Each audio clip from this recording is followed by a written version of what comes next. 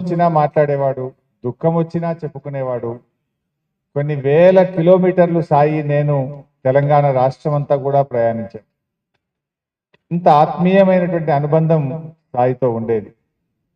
కానీ ఆ రోజు ఉదయాన్నే ఫోన్ వచ్చింది, సాయి చందుకు హార్ట్ అటాక్ వచ్చింది, కేర్ హాస్పిటల్ తెస్తున్నారంటే షాక్ అయిపోయాను. నిద్రలో అసలు అది కలనా నిజమా అన్నంత ఒకేసారి అసలు షాక్ కు గురయ్యాను. పరిగెత్తుకుంటూ కేర్ హాస్పిటల్కి వెళ్ళాను నేను. కానీ అక్కడికి వెళ్ళేసరికి పాపం సాయి మనలో లేకుండా పోయారు. కానీ ఈరోజు సాయి శారీరకంగా మనలో లేకపోవచ్చు, కానీ తెలంగాణ ఉద్యమకారుల హృదయాల్లో, తెలంగాణ ప్రజల గుండెల్లో చిరస్థాయిగా ఉన్నాడు. ఇందాక మా నిరంజన్ అన్నట్టు సాయి మాట, సాయి పాట ప్రవహించే నదిలాగా ఉండేది. ఆ గలం గలగల పారే నదిలాగా సాయి స్వరంలో నుంచి మాటలైనా పాటలైనా ఎంతో అద్భుతంగా వచ్చేది. తెలంగాణ ఉద్యమంలో కేసీఆర్ గారి సభల్లో సాయి లేని సభ ఉండేదే కాదు. సాయి చంద్ లేకుండా పెద్ద కార్యక్రమమే ఉండేటువంటిది కాదు. అంత గొప్పగా పార్టీలో, ప్రజల్లో, ముఖ్యంగా కేసీఆర్ గారికి చాలా దగ్గరైంది సాయి. కేసీఆర్ గారు కూడా ఎంతో ప్రేమించేవాడు.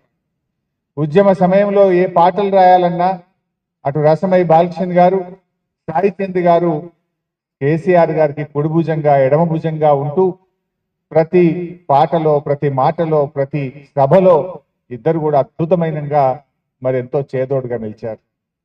తెలంగాణ ఉద్యమాన్ని ముందుకు నడపడంలో కేసీఆర్ గారు అడుగులో అడుగేస్తూ సాయి చంద్ గారు చాలా చక్కగా మరి ఆయన కాంట్రిబ్యూషన్ మాటల్లో చెప్పలేనిది, మనం వెలకట్టలేనటువంటిది. నిజంగా పెద్ద పెద్ద సభల్లో సాయి చంద్ మాట్లాడుతుంటే మేము చూసేవాడిని.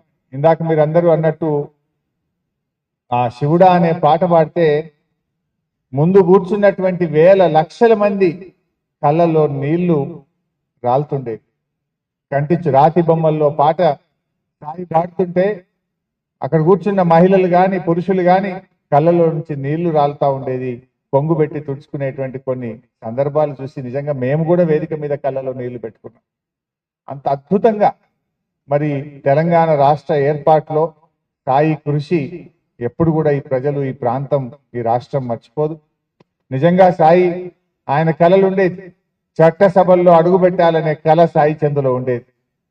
తప్పకుండా ఆయన అడుగు పెడతాడు, కేసీఆర్ గారు ఆయనకు అవకాశం ఇస్తారని కూడా నేను ఎప్పుడూ సాయికి చెప్పేవాడిని.